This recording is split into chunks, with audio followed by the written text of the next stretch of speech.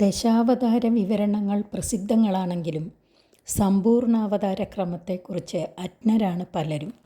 ശ്രീമദ് ഭാഗവതത്തിൽ വിവരിച്ച വിധം സമ്പൂർണ്ണാവതാരം നമസ്കാരക്രമമാണ് വിവരിക്കുന്നത്.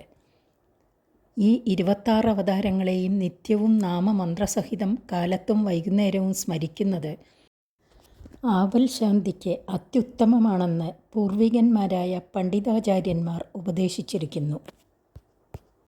അവതാരങ്ങൾ ക്രമത്തിൽ വിവരിക്കാം. ഓം സനകായ നമഃ. ഓം സനന്ദായ നമഃ. ഓം സനാതനായ നമഃ. ഓം സനൽകുമാരായ നമഃ. ഓം വരാഹായ നമഃ. ഓം നാരദായ നമഃ.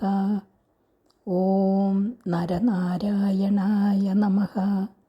ഓം കപിലായ നമഃ.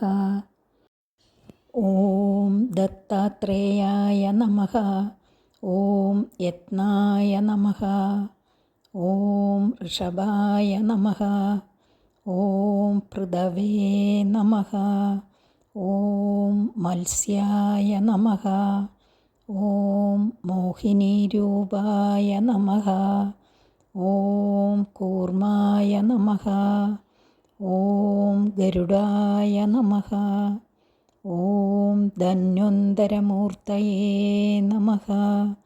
ഓം നരസിംഹായ നമഃ. ഓം വാമനായ നമഃ.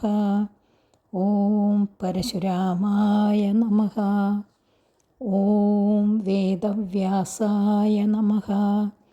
ഓം ശ്രീരാമായ നമഃ. ഓം ബലഭദ്രായ നമഃ. ഓം ശ്രീകൃഷ്ണായ നമഃ. ഓം ശ്രീബുദ്ധായ നമഃ. ഓം കർക്കിനേ നമഃ. ഹരി ഓം.